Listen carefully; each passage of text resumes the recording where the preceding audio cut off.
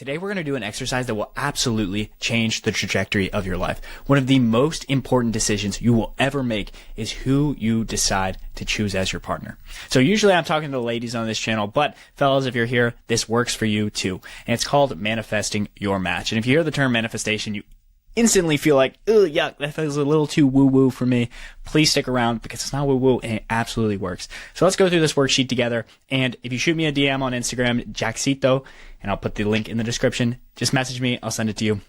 So let's go through this exercise. And this is defining your North Star.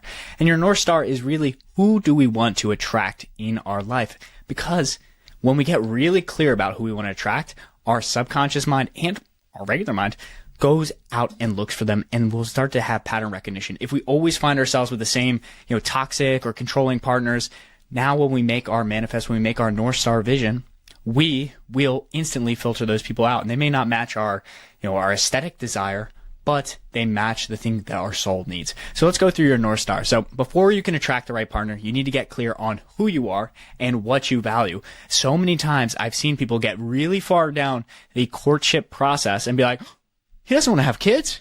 You're like, wow, we could have figured that out on date 3. Why are we 6 months in? Why are we a year in? Or if you really want something, you're like, hey, I want to raise my family in the Catholic faith, and you're dating someone that's Hindu, there's nothing wrong with that. But if you know in your heart of hearts you don't want to have an inter-religious marriage, you need to know that ahead of time so that we're really picking the people that will be beneficial to you. So when I often come to people, and people come to me, and they're like, hey, help me find my spouse. They'll say something, I'll ask them, hey, what do you want? And they'll say something like, someone nice that doesn't cheat. It's like, okay, that's not that specific. So what does that mean on a day-to-day? What is the lifestyle? Where do you want to live? So what we're going to do today is we're going to go through all of these different questions, and we're going to get really granular on who you want to attract, and that way we can filter out people that aren't the best match for you. So this is where our North Star comes in. So your North Star is the written declaration of the ideal relationship and life partner that you want. Not just, how they look, like, oh, they're going to be 6 foot tall, or like tall, dark, and handsome. No.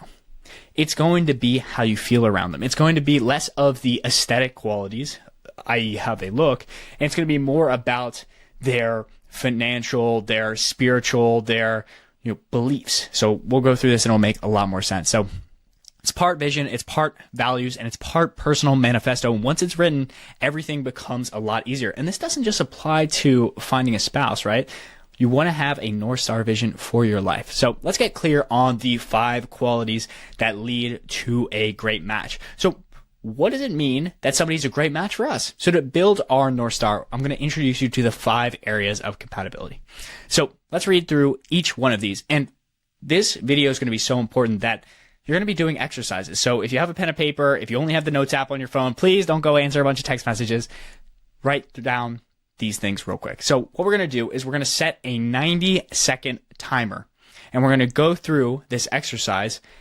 And one of the things that I need you to keep in mind while we're doing this exercise, because essentially here's how the exercise is going to work. We're going to set a 90-second timer. We're going to go through individual categories like, okay, physical, and we're going to write down a bunch of things that we need in order to really feel, fulfilled in that area. Like what are the important qualities to us?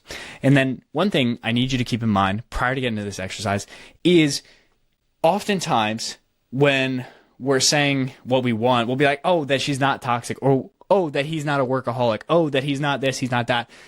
Negativity doesn't really work well in manifestation. So if you're saying, I want someone that's not a cheater, it's much better than to say, so we invert it and we just want the positive aspect, I want somebody that's loyal. Right? So not boring means I want somebody that's adventurous. And if it helps your brain to think about it, you can frame it in the negative initially, but when you write it down, please write it down in the positive. All right. So let's go over the 5 categories that we're going to list out, and we're going to set a 90-second timer, and we're going to write down the things that are really important for each one of these categories. So first, we're going to do the physical category. And this is how you connect through touch and attraction. So what we'll do is we'll set a 90-second timer. you will be able to write down all of the things that you need in this physical compatibility section. And this isn't, oh, how tall he is. This isn't like he has really broad shoulders or he benches 225. That's important for guys, but not important necessarily for women. I don't think they care how much you can bench press. But what I did was I listed out a bunch of interesting things just to spark your curiosity. Write down anything if you're like, hey, I need him to snuggle with me on Sunday afternoons, or I need her to hold my hand, as we go about the town. Like, write those things down. Write down what's important to you. So I'll set the timer.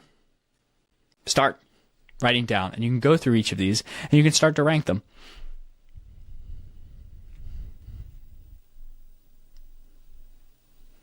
All right. Now, if you're back from me, you should have paused the video. You should have set that timer. And let's ask ourselves a few things about some of the stuff that you wrote down about what's important to you. So, is your love language? What does it mean when it comes to touch? Do you like constant hand holding? Personally, for me, I'm like a big snuggler, but I know other people that they don't like to be touched. They need space between dead time. Other people like to sleep with their head on somebody's chest. It all depends. How do you feel about the physical attraction? How important is it to you? Like, does it really, really matter to you that they have, a certain color hair, a certain color eye color, like what it really means to you? And what makes you feel desired? So this isn't just like, touch, right? This could be their sensuality, their adventureness. I don't even think that's a word. Their initiation of intimacy. Do you not want to be the person always initiating? Do you want it to be like 50-50? Like, what kind of stuff would be important to you? All right. And then once we have that list of things that we've written down that physically appeal to us, write down those. So we can stack rank them. So we could say like, you know what? Public displays of affection, like hand holding, like kissing in public, that's really important to me. Or, hey, it's really important to me that we have some, snuggle time on the weekends and he's not always just working. So write those things down because, bodies change, attraction, fades.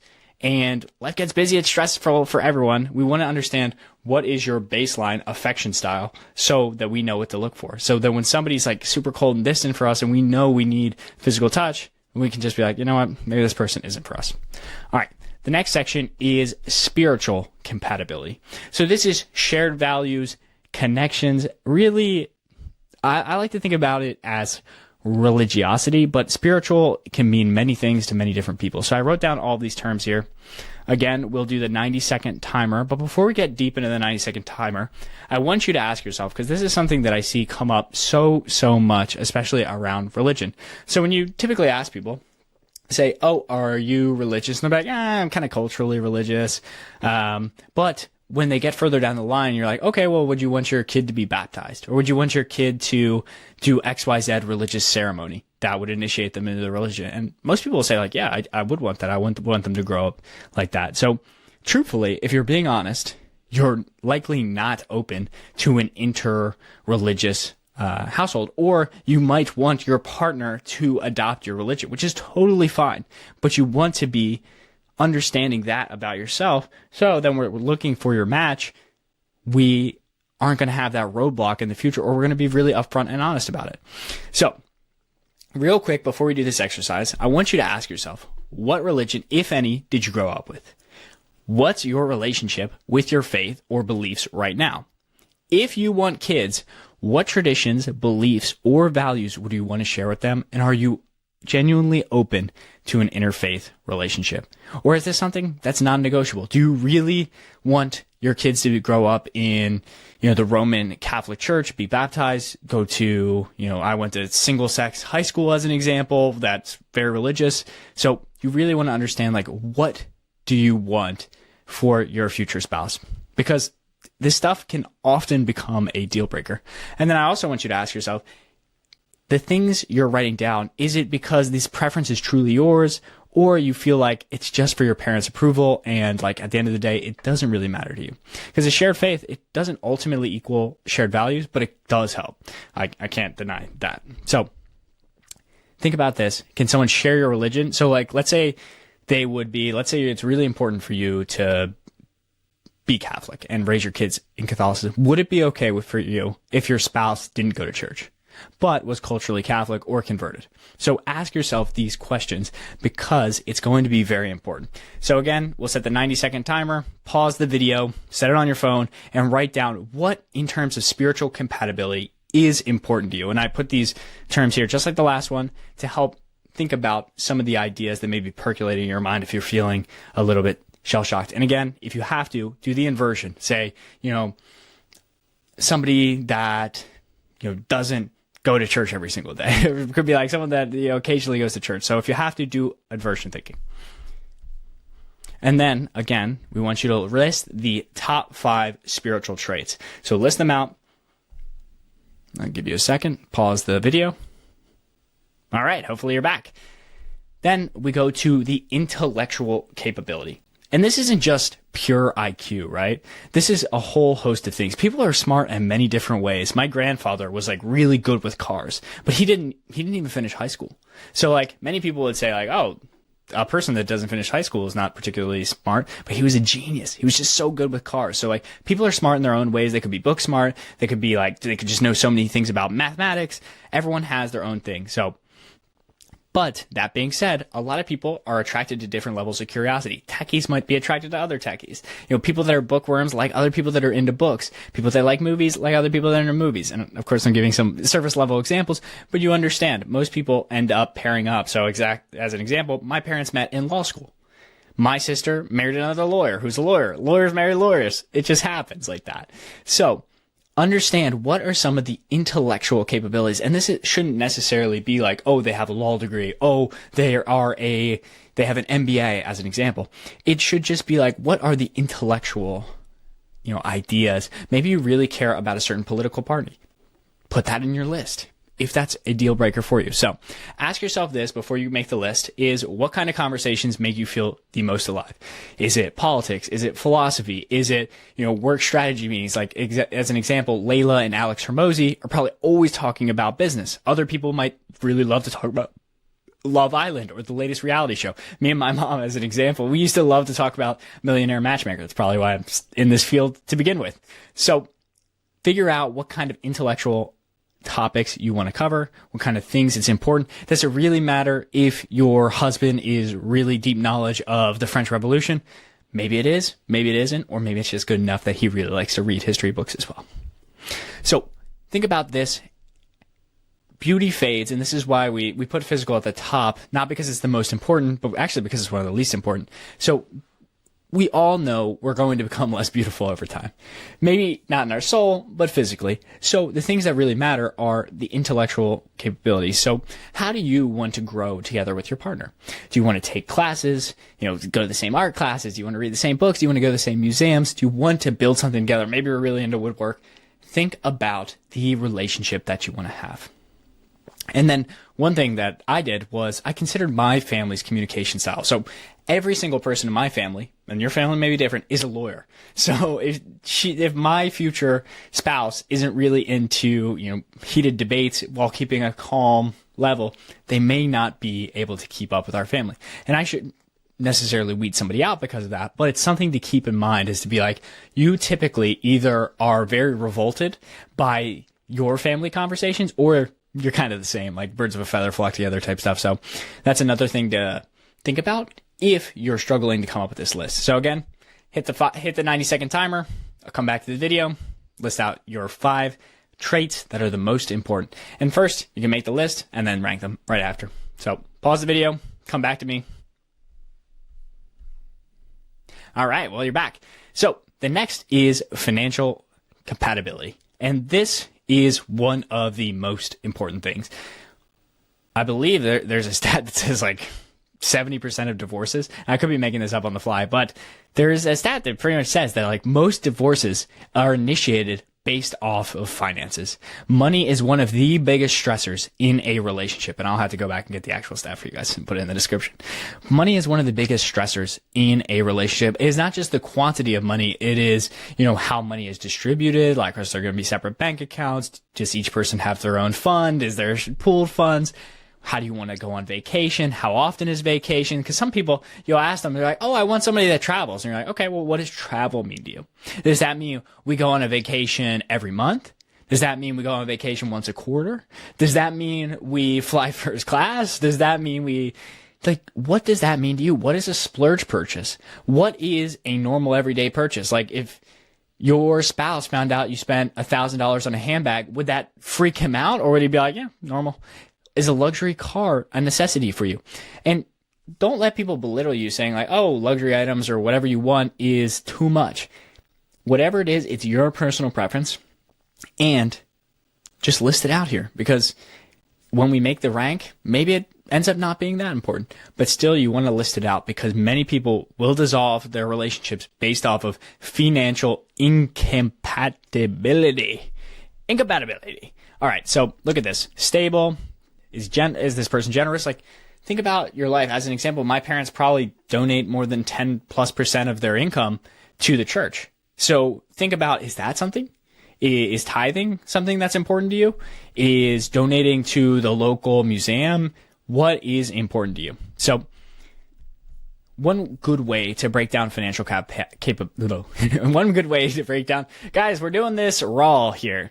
One good way to break down financial compatibility is to break it down into two spectrums. So time and money. And you might hear this, like the business guys are like, time is money. So time is what deserves your energy and your hours. And money is what deserves your dollars. So that's the way we can think of the financial thing, because it's where are we allocating our energy? So do you see yourself having a home? Is it essential to own it? Is it essential to rent it? Are you expecting, a home down the beach or in multiple different countries? Like, what is the idea to you? What kind, where, city, suburbs? If you think if your fiance wants to move back to Singapore, but you've always dreamed of a house outside of Manhattan, that may be something that dissolves the relationship. I'm not saying it should, but it's possible that it could. So state what kind of city, what kind of suburbs. If your parents live in the suburbs of Philadelphia and you always want to be close to them, especially when childcare comes about, note that down. That is important to you. Note if you want to return to your home country or you want to have another house, maybe your parents live abroad, note all these things down. Again, the vacation. What's your ideal vacation style? Like if he likes to go camping in the woods and you're like an annual beach trip kind of person, note that down. What kind of school do you want to? I was just actually taking a walk with one of my friends, and he was talking about some of the private schools in our neighborhood. Some are like more than $20,000, upwards of $40,000. And it's like, okay, is that in the budget for you guys? Would you want to pay for that, or is public school fine? Is a college fund something? Is college something you guys really value? If you're thinking about going child free, where would you want to allocate those funds? And then, yeah, think about the daily life. What's a splurge to you? Is it business class flights, luxuries? Heck, some people have to fly private, There's levels to these things. Are organic groceries important? Is a gym membership something that's super important to you? And what level of gym membership? Is Planet Fitness okay? Or is it like, hey, we have to go to the tippity-toppity tip? Are Pilates classes important? List this down. All right. Are you planning on retiring? At what age? What kind of lifestyle would you want? Would you want to move to Florida? Are you looking to move to Monaco? Like, what is the ideal setup for you? Prenup. This is a really big one. Would you sign a prenup, and what would you want included in there? What assets would need to be protected for you to feel safe? All of these things matter, and they should be thought about. A lot of times this stuff comes up as afterthoughts, being like, oh, I didn't know he'd want me to sign a prenup, or the guy is like flabbergasted at the division of assets. We want to have these conversations so that we're not 4 years in with somebody and have something dissolve over not having these conversations earlier. I'm not saying on the first date to be like, would you want a prenup, good sir? Or be like, hey, my family has, I work with some women that make close to, if not more than $1 million a year. They're going to want a prenup in place if the guy is like, a public school teacher. No offense to public school teachers. So know if you would sign one and what you would want protected. Because, you always want to protect your downside risk.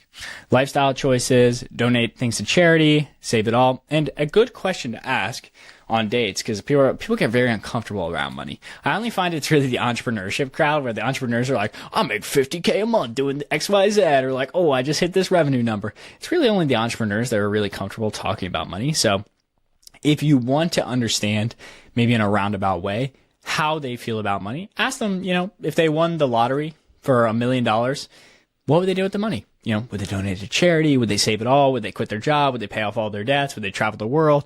Would they invest in a business or just continue to start another one? Would they pay off family debts? Like, their answer to that question will indicate a lot of their relationship to money. So again, let's set the 90-second timer. I gave you a lot to chew on here. Go through this and list out all of the different things that you value that are important to you. It doesn't matter how big or how small it is. List that out because this will help us find our person. Financial compatibility. There's something about the word compatibility that is difficult for me to say, but on we go. So hopefully you pause this. And let me just say one final note on money mindset, because before you can align with somebody else financially, you have to get really serious about your own money story. And I know you listed out your 5 traits there, right? What did you learn about money growing up? So as an example, my parents and my family in general, they're very litigious people.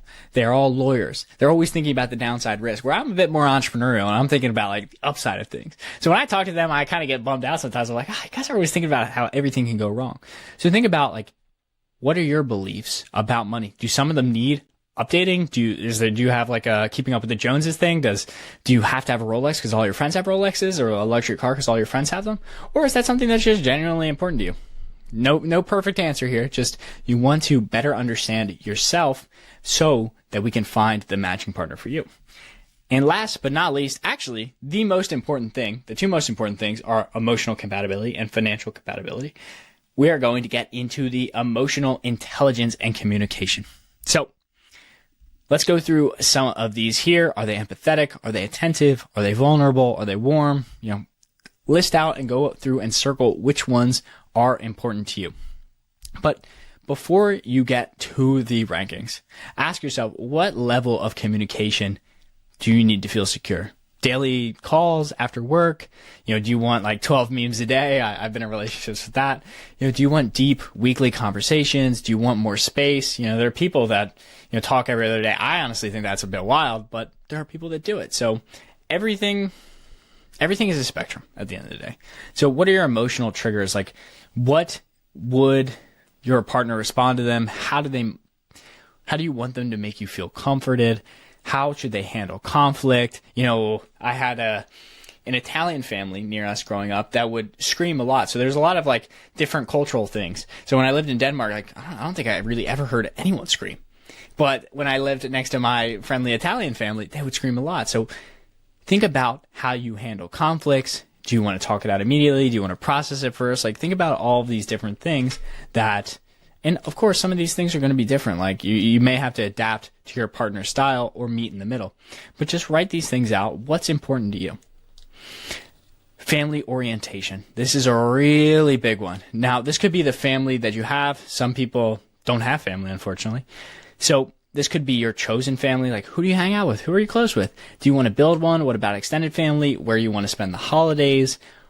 Is it alternative? Is it host? Do you want a partner that like remembers your niece's birthdays, or is it fine if they're kind of just like, a bit chiller and you'll kind of manage that stuff? How much involvement do you want to have with your in-laws? Is it really important that you're close with your mother-in-law or your father-in-law? What's that mean to you? Social support. At the end of the day, and this is a big mistake I see so often, is your partner cannot be everything to you. So what kind of emotional needs do they actually need to meet for you personally? And what can you get from a friend? What can you get from therapy, family, your best friends? Because at the end of the day, your partner shouldn't be your best friend, your therapist, your this, your that. He can't be everything, or she can't be everything to you. Totally fine to have some division there. So see what's really important for you to have from a partner. So again, we'll hit the pause button. We will list out those top 5 emotional traits that we really, really need. And again, keep them positive. All right. Well, hopefully you're back now. So now that we've gone through spiritual, intellectual, financial, and emotional compatibility, and we've listed out all of those traits, we want to take another look at those lists. And we want to say, okay, maybe you've got 2 traits listed for physical. Maybe you've got, 3 traits listed for financial and 5 listed for emotional. Like, it's all dependent. And you want to just look at like, okay, if I had my ideal partner, what here is the most important? What, when I see it, is an absolute deal breaker to me? And what, when I see it, is like, wow, this guy, he's my one. So important to understand which of these are hyper important to you, and which ones can you not bend on. So there's this thing is like, you really need to have boundaries, and really a selective buyer is the person you want. You don't want somebody that's just going to be like, oh, I'll take whatever I can get. No, you have standards. Now we're listing them out. So now that we have your standards of what you need emotionally, financially, intellectually, spiritually, physically, now let's go into your manifestation statement. And this is where it gets a bit more woo-woo, guys. So if you don't like the woo, I'm sorry, but it works. And if you do like the woo, stick around, you're going to like this. Okay, so now that we have our top traits, it's time to declare what you want in a partner. So I want you to write a statement. And fellas, if you're listening to this, typically our audience is mostly ladies, but for the ladies, I am attracting a man who is. For the fellas, you could just say, I am attracting a partner who is. So I am attracting a man who is affectionate, grounded, emotionally intelligent, purpose-driven, curious, and generous. And I'm ready to receive a relationship that's safe, fun, and deeply in love. Or you could write it like a letter to a friend. You say like, Jessica, I just met the most amazing guy. He cares about, Russian literature. He is affectionate. He's grounded. He, holds my hand in public. He makes me feel safe and comforted. Just list out those things and go back to the qualities that you listed out that were the most important. And the nice thing about now having our North Star and really understanding our compatibility traits that are essentially non-negotiable is we can use them as a clarity checker. So after each date, we can go back and we'll be like, does this person really align with my North Star vision? If not, best to weed them out. Because a lot of the times those, toxic people that can make us feel so exciting and can give us that spark feeling, we notice that they're not hitting our compatibility metrics or our compatibility qualities. So we want to weed them out as quickly as possible. And we want to check in with ourselves. Does this person's traits align as a person that we ourselves said was important? And this isn't about being picky. It's about being intentional. It's not about weeding everyone out of the world. It's you're great. You deserve a great person that's going to fit into your lifestyle. And sure, yes, you're going to have to make compromises, but what kind of person do we want? So you may notice something that surprises you. And I think a lot of people do end up noticing. They might have said like, oh, I need a person that's, 6'4" and, an economist with a PhD. Let's just make something up.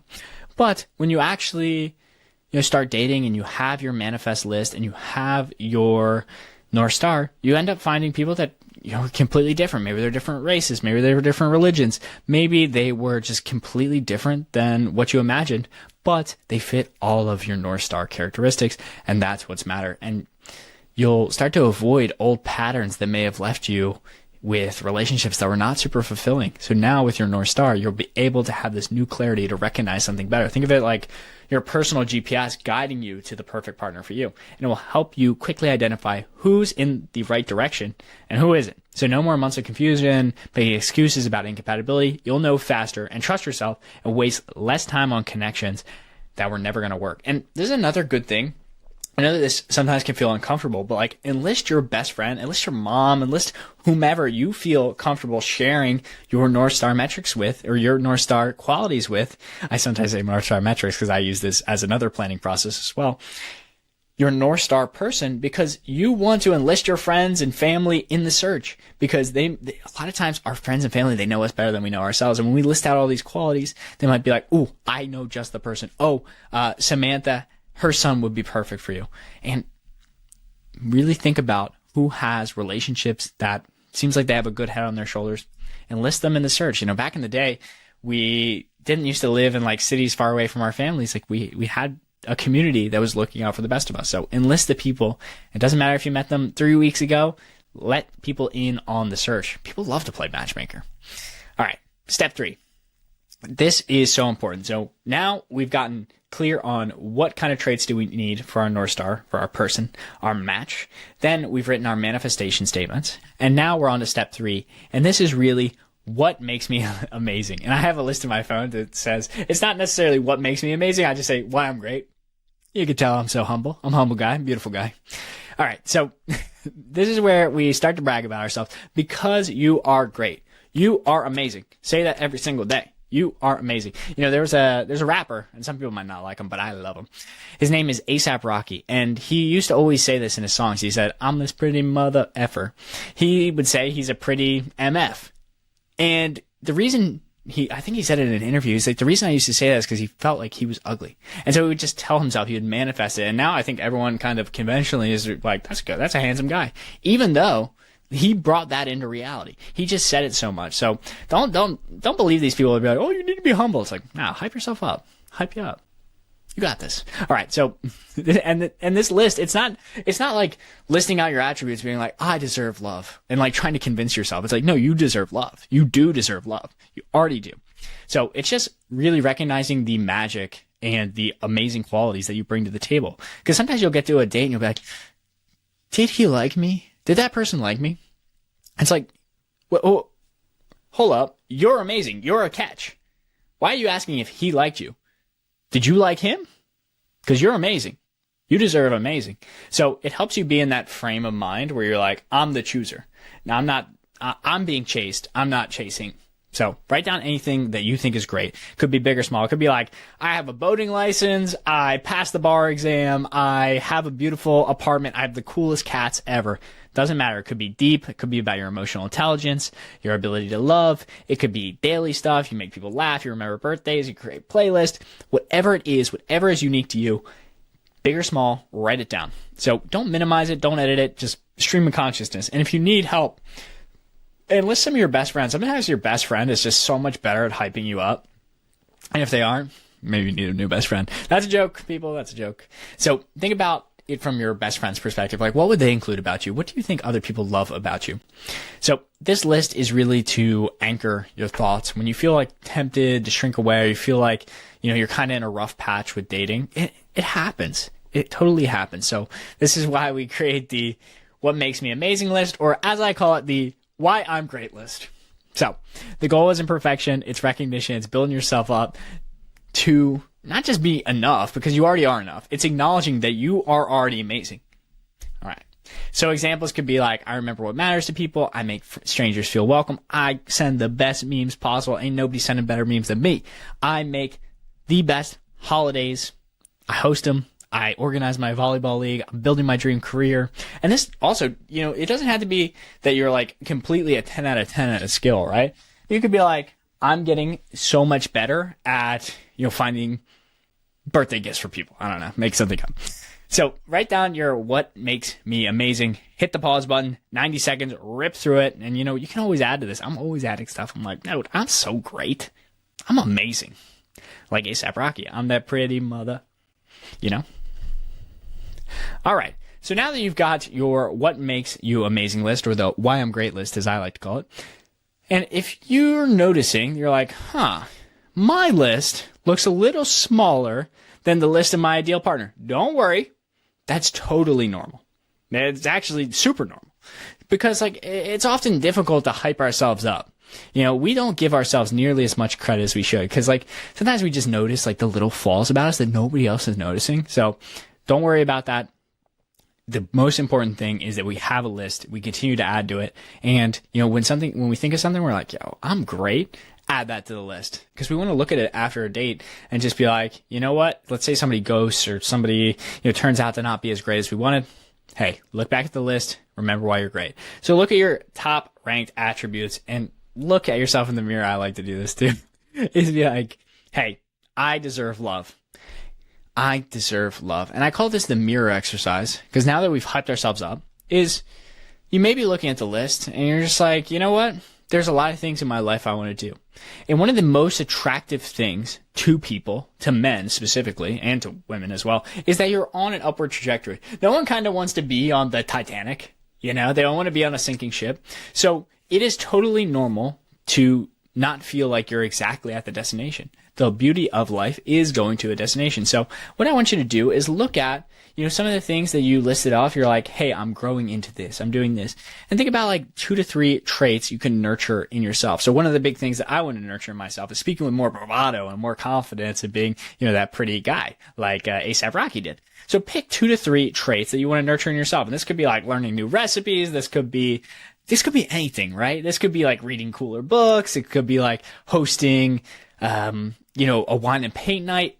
Whatever you want it to be, list down some traits that you want to nurture in yourself that you're like, a classic line is, write down everything you want in a partner, write down everything that you are, and then be like, okay, how do I become closer to the person that my partner desires? And again, this is not saying you're not enough. It's just saying, hey, people love it when you're on the path, when you're on the come up, when you're on the climb.